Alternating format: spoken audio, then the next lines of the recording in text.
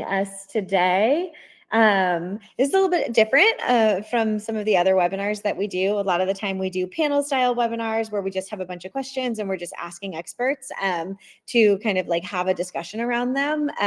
This is a very special webinar because our very own Will has spent a lot of time going through all of our data from 2024 and pulling together some of these really great insights and advertising trends from the year that I think are going to be really wonderful for us to learn from as we head into 2025. So a couple of housekeeping items before Will jumps in and kind of walks you through the report.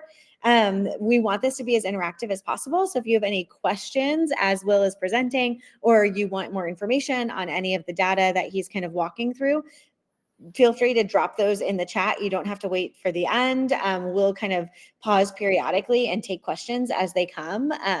So it's a really great opportunity. If there's something that you're like, you want to double click into, go ahead and do that. If it's something that we can talk through during this webinar, we'll do that. If it's something that needs a little bit more conversation offline, we'll definitely follow up as well. But make sure you're making use of the chat there. It's to the right-hand side of your screen. And anything that you post in there will go to the entire audience. So without further ado, Will, I will let you introduce yourself and take us off.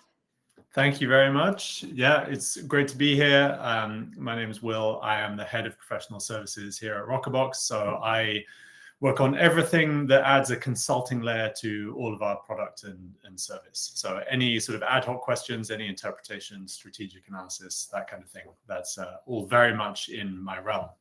And yeah, I'm very, very pleased to be able to present the first ever Rockerbox Wrapped, where we take a look back at the year and see what's happened, and hopefully provide some really useful benchmarks and insights for a lot of you on the call. So without further ado, this is what we're going to go through today in terms of the agenda. So the first element, or the first section, spend and performance trends from Black Friday, Cyber Monday. We've got some channel specific insights from that time period as well, and also a few benchmarks, which I know a lot of people are always clamoring for benchmarks to try and understand their own performance in context. So hopefully those are extremely useful and valuable for you. And then we're going to broaden the lens a little bit. So we'll start with just Black Friday, Cyber Monday, and then we'll step out and we'll think a little bit more just about 2024 in general. And there we have a lot of benchmarks that we can show you as well, both in terms of CPA and ROAS, but also by channel. So we'll get quite granular in that, hopefully. Okay, so in terms of BFCM, this is obviously a critical time of year for a lot of you.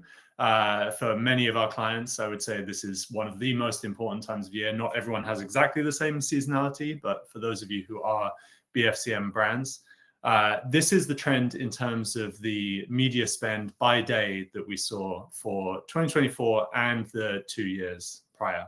So this is the full month of November, and you can see we started 28 days before Thanksgiving. So we're trying to just time shift everything so that all of these lines line up between each of the years. And we've normalized this so that the first week of November is the same for every year. So the average spend during that 7-week period is all normalized. And you can see that the purple line, that's 2024. And you can see that it is rising a little bit more slowly than what we saw in 2022 and 2023. And in fact, stays mostly below the prior 2 years in terms of the amount of spend throughout this period, and including those critical 5 days from Thanksgiving all the way through over to Cyber Monday. So it seems like maybe brands were just pulling back a little bit on how much they were spending this year compared to prior years. In terms of media mix, so now we're just looking over those critical 5 days. So again, we're looking at 3 years of time. It really looks like paid social has remained the dominant channel. 2023, we saw more than 45%, so almost half of spend was actually in paid social over those 5 days. Brands have diversified from that a little bit, and paid search has come back. So paid search in 2024 was almost 30% of spend over the 5 days. And that's really important, I think, for us, because what we see a lot in terms of the user behavior during Black Friday, Cyber Monday is that people generally are shopping deals from brands that they already know. And so that's why we see people leaning into paid search, but also affiliate. those being the channels that obviously are way down at the bottom of the funnel. They're capturing a lot of demand that is already latent for that brand. And the promo ends up being the thing that is doing the really hard work. So it seems like certainly more and more brands are aligning around that insight that you need to be present at the very bottom of the funnel, capture that demand from people who already know that they want to shop your brand during the sale period. Okay, how about efficiency? Well, interestingly, we did see the average order value drop a little bit down from the high that we saw in 2023. But we also saw that even though brands were pulling back a little bit in terms of how much they were spending, the CPAs were higher. So CPAs were up to an average of $57 from $53 in 2023.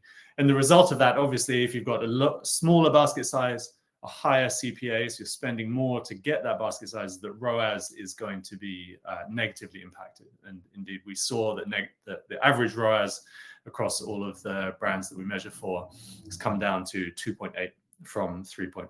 So not a big shift, but definitely meaningful. I'd be certainly interested for those of you on the phone if other people felt like 2024 was a challenging Black Friday, Cyber Monday compared to years prior, because certainly that appears to be the trend that we have observed. Okay, and then what about when people are even starting their sales? So this is we have the number of brands who are on sale here in terms of daily launches of sales and how long they go for. And you can see obviously the high mark there, the high watermark on this chart is that Black Friday, Cyber Monday period. So November 28th, it's Thanksgiving, all the way through to the Cyber Monday on December 2nd. That yellow shaded portion, you can see how many brands were there. But very interestingly, a lot of brands seem to have started their sales 2 weeks prior. So November 19th, clearly a very, very popular month in which to begin the sales for many of our customers. Okay, now we can jump into a few channel-specific insights.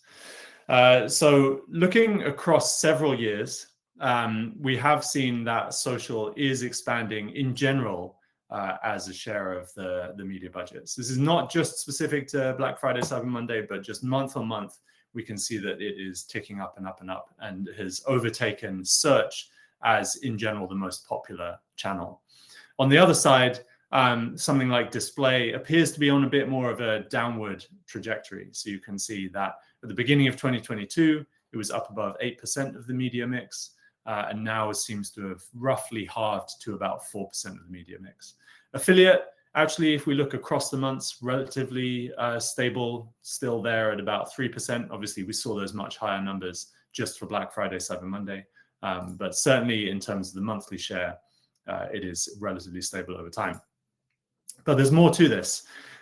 So there is you would think that search and social, well, that's broadly synonymous with Google and Facebook, right? And if the overall share of media budget going to social is increasing, then we would see a much higher share going to Meta. But that's not exactly the case. In fact, what we're seeing is that Facebook, if anything, their share in the last 6 or 7 months or so has actually fallen off a little bit, while Google's has increased. Meanwhile, obviously, the story of the last couple of years has been TikTok, and we have seen TikTok just surge in terms of popularity, going from under 1% of the media mix in January 2022 to more or less 3%, it's sometimes higher than 3% more recently. So a very big year for TikTok. In fact, a very big few years for TikTok and a big increase for them. Unsurprisingly, I expect for most of you on the call today. Now, what has this done for the cost of all of these media channels? Well, as unsurprisingly, we've seen the CPMs and CPCs for TikTok rise dramatically, especially in 2024. So at the beginning of 2024, you were looking at about a $10 CPM and slightly over $1 for CPC. Now those are looking at close to double that. So around $20 for the CPM and around 2.5 or 2 for the CPC. So a big cost increase for that channel, unsurprisingly, just because there's so much more demand and so many more brands are spending some of their media budget there. Meanwhile, Meta, a little bit more stable, not so much change in the CPMs and CPCs for them. It just appears to be sort of business as usual, ticking along. Obviously, this will vary a lot by brand and how you're targeting and who your audience is, but certainly seems to be much more consistent for Meta than it is for TikTok, where the really big changes are happening. Okay. And then we wanted to just give an idea of how brands are overall spending in terms of their media budgets. And we've separated this out by the size of brand. So on the far left, that bar is all of the brands that have an advertising budget lower than 5 million. The next bar, 5 to 15, 15 to 35. And then the biggest brands are on the right-hand side there of greater than $35 million annual media budget. And you can see a few trends here. So on the far left, the smallest brands are spending quite a lot of their budget in social, right? And that makes more sense. If you're a small brand, you're probably not a household name. You need to work much harder to get the word out about what you're doing. You're probably going to use something like social, where you can prospect aggressively against your known audience. On the far right, a slightly different story. So there's quite a lot being spent in search, but also the highest share of all of these segments for TV and CTV. So clearly, as you get into that much bigger territory where you're talking about household names, you have to play a lot more in the upper funnel, right? You have to spend on those brand channels to make sure that you have top of mind awareness and that you are consistently in your audience's mind as the first choice when people are shopping for you. Probably a lot less reliant on spreading the word in terms of the much lower funnel channels, just because people already know who they are. Okay, now a few benchmarks. I will rattle through these relatively quickly. I would encourage all of you to download this report if you're interested in being able to refer to these later.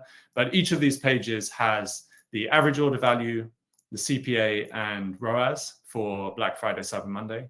And we have those broken out by a few of our biggest industries, those being the industries where we have the largest representation in terms of the number of customers that we measure for in the report.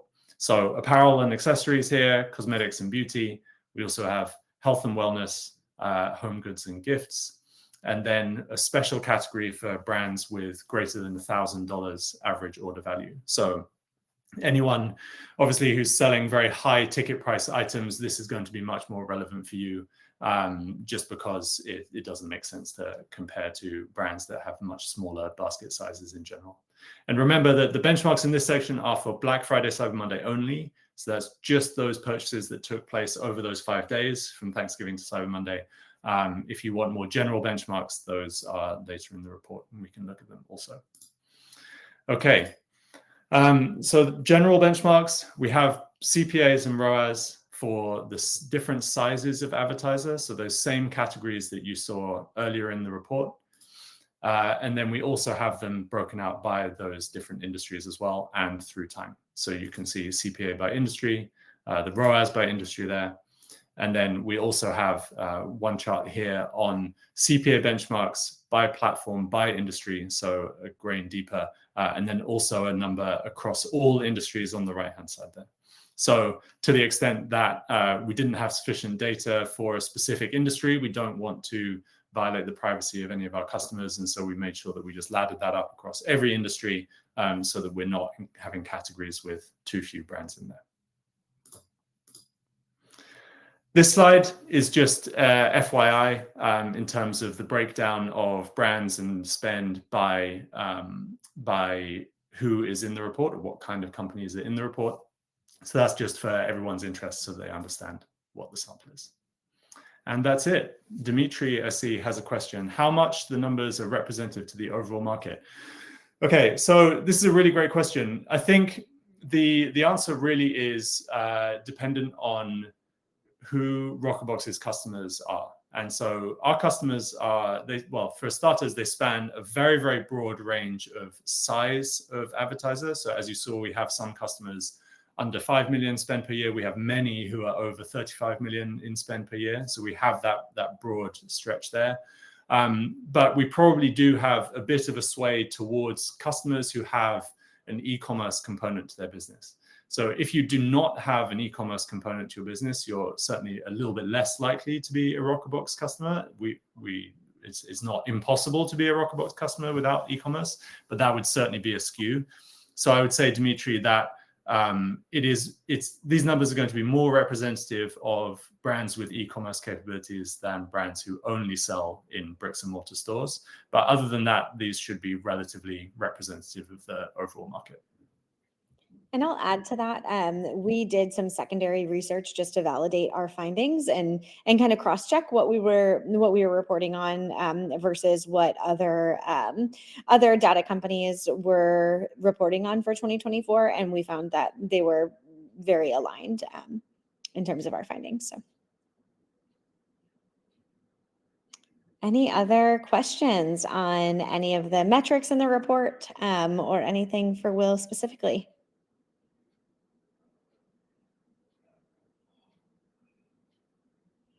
Well, this might go down in history as the quickest Rockerbox. Hopefully that's just because my presentation was incredibly clear and the insights are just absolutely crystal clear and everyone really gets it, as opposed to impossible to understand. I'll go with the former. So for anyone who did want to download the report, I dropped the link here in the chat as well. You can download the Wrapped report. It is interesting to see a big uptick in TikTok spend because of the news. Yeah, and I think one thing there, yeah, I mean, that is interesting. I think TikTok has been in the news a lot over the last year. But it will be interesting to continue to watch, I think, this year as well.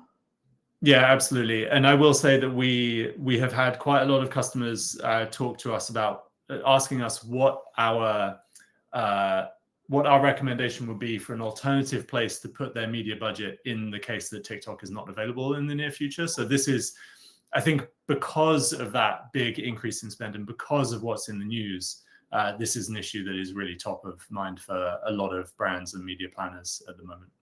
Yeah. Camilo said they're surprised that they didn't see AppLovin. I do think AppLovin saw a big increase towards like the end of the year in 2024. And I also wonder if, again, this kind of speaks to the skew of our customers being a little bit larger on the business side with a little bit more complexity, and AppLovin maybe a little bit lower. What's your take on that, Will? Yeah, I mean, I think that it probably is just ever so slightly too small for us to have identified a really big change, and because we were looking over the 3 years especially. But I'm always open to suggestions for anything that people want to see in the next iteration of this. So this was obviously the very first year that we've done this report, but this is going to be a recurring theme. So by all means, once you've read the report, if you have any suggestions, feel free to get in touch with myself or Ashley or anyone else at Rockerbox and tell us what you want to see in the next iteration. If there are specific benchmarks that you're really excited by or specific trends that you're really excited by, just let us know and we'll note down AppLovin to include in the next round. Emily had a question. Do you predict the short form video ad format growing across platforms or just TikTok specifically? I think if TikTok were to go away, we would probably see an explosion in that particular ad format across a lot of different platforms. I don't see the format going away anytime soon. I think we already see sort of clones elsewhere on other publishers who are trying to replicate at least a little bit of that success. I don't think they're ever going to catch TikTok, obviously, but I think it could grow. It could grow if there is a ban or if something materially changes about TikTok. It certainly could grow on other publishers, yes. And I think we did see an increase in Meta in that ad format in 2024. I mean, we didn't break this down by ad format, but just holistically, it definitely grew. So Dimitri said he'd like to see ROI by platform benchmarks in the Noted. next. Yeah, noted. Okay, we can include that in the next round. Thank you, Dimitri. That's a good suggestion. Awesome. And Lauren said App11 thrives in Q5, which is very true. Awesome. Well, any other questions? Oh, okay. Emily had another recommendation. Breakdowns by ad formats must be super helpful, especially with brands with smaller creative budgets. Yes, good point. That is definitely something that we can work on as well. We have that data, so we should be able to do an analysis there as well, Emily. Yeah. Awesome. Well, if you have any other recommendations, oh, okay, now they're flying in every time. I think that we're done. Benchmarks Yeah. for SaaS products and companies as well, if possible. That's a really great one, Alexander. I will say that we do work with tech and SaaS companies, and we have a growing volume of those. The budgets tend to be a little bit different from an advertising perspective, and so we haven't had, kind of to Will's point previously, when there's less than a certain amount of customers in any category, we're really hesitant on pulling data together, mostly because we want it to be accurate and like reflective of the actual market. And B, we also want to make sure that we're protecting our customers who are in those buckets and not just, look at our logos. And can you find the one that matches this criteria? These are their numbers. But that's definitely something I think we can shoot for in 2025, especially as we start to see more of those tech SaaS companies who have those larger budgets. So just for everybody listening, Rockerbox really thrives with brands or companies who are spending at least $5 million in advertising a year. If you're really spending less than that, what Rockerbox offers is really just more complex than what you need. And then we're looking for that budget to be spread across at least 5 channels from an advertising perspective. And so I think we're trying to like make sure that we have that balance in terms of our customers. And then we do have some legacy customers that are even reflected in this data who are spending less than 5 million. As you know, over the last year and a half, we really haven't focused on adding any customers in those smaller buckets into the Rockerbox family, really because we want to focus our priority on the customers with those complex needs that we are specifically and especially skilled at solving. I would say that the only exception to that actually is if a customer wanted to use our testing product as opposed to our MTA product or our MMM product, then we can work with smaller ad budgets because we can just test channels with effectively any size of budget. But that's very different than the sort of data foundation and MTA product that we offer. But if you want to have a conversation about that, then feel free to get in touch. Good plug.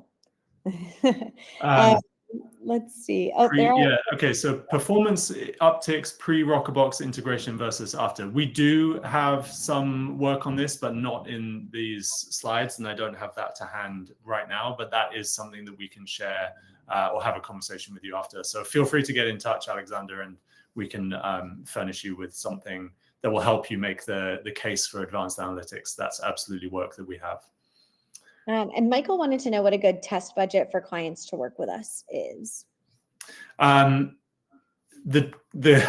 Sadly, the answer is it depends. So it depends on, how big of a brand you are, how much do you spend overall. It depends on what your CPAs are. It depends on how many conversions or how much revenue you get overall. Because all of those things feed into what it would take to run a real test, like a good test that has good power, where we can provide a strong probability or a high probability that you will get a readable result. So I'm happy to have a conversation about this separately, but it is a more complicated question than just saying, well, it has to be $100,000. It definitely doesn't. We can work with media budgets much lower than that for a single test if you're just testing one channel, one tactic. But a lot of it is very, very specific to your brand and the efficiency that you're estimating for that particular channel. Michael, it also looks like you have a question around how to determine what platforms to allocate dollars. I mean, this is the most fundamental question that I think Rockerbox is aiming to help customers answer. And the question really depends on what you're measuring with. So if you have MTA, then obviously you're going to be measuring, or you're going to be allocating budget based on your CPAs or your ROAS estimates from MTA for each of your different channels, obviously moving money towards the more efficient channels bit by bit until you see that efficiency drop off and start to normalize between channels. Obviously, the more channels you have, or sorry, the more measurement solutions that you have, the more of those numbers you have to bring to bear on that allocation problem. So if you have MMM, then we can combine MMM and MTA. If you have testing, then we can bring all three together. And then you can start to think about, well, what is the combined estimated CPA or combined estimated ROAS for each of my channels? And then I want to start reallocating according to those particular estimates. So it's a journey. It's not just a single answer, and an extremely complicated problem. So yeah, Michael, please do get in touch if you want to talk about it more. I'm happy to strategize with you, but very much dependent on your particular situation and where you're spending and what tools you have at your disposal. And then it looks like Brianna had one last question. Any other feedback on platforms like Snap or Reddit, which obviously we do have great partnerships and integrations with both of those specific organizations. That's right. Yeah, we do have integrations with both. We do have quite a lot of data on both. They just didn't quite make the cut for this presentation for this webinar. So Brianna, thank you for the reminder. I'll make sure that those get included along with the other suggestions next year. I do think that we're seeing a bit of a renaissance on things like Snap and Reddit. They're very focused, very good platforms. A lot of our customers are seeing great efficiency. And I think especially given some of the uncertainty around TikTok, a lot of our customers are looking to platforms like Snap and Reddit as places to move some of their paid social dollars. So we have seen a little bit more of an uptick in customers and brands who are just testing the waters with some of these platforms in order to understand their performance and see if they can become an efficient part of the media mix, especially if TikTok were to go away. So there's value there. We see value there for a lot of our customers. I would certainly encourage you to try testing them if you're not doing so already.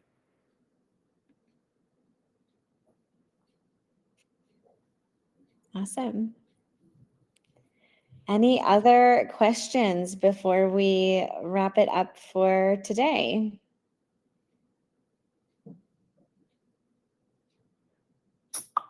All right. Well, Will, thank you so much for all of the work. I know it only took you, 18 minutes to go through the presentation and 11 minutes of questions. But what all of you don't know and hopefully appreciate is that this took Will a lot of time to go through all of this data and organize it into these findings. And so we're very appreciative of all of the work that went into this. And we're really excited to continue to build on this and to help you understand deeper what each of these benchmarks means for you moving into this year. And we'll, as Will said, continue to keep a close eye on some of these numbers, especially as they continue to change. So feel free to download the report as we roll out new iterations of this as well, or more information on any of these. We will be sending that out to everyone who's downloaded this report as well. So make sure you go ahead and do that so that you're notified as more of these come out. But thank you all for joining us today. Thank you, Will, for presenting. And we will see you all at the next one. Thanks, everyone. Thanks so much.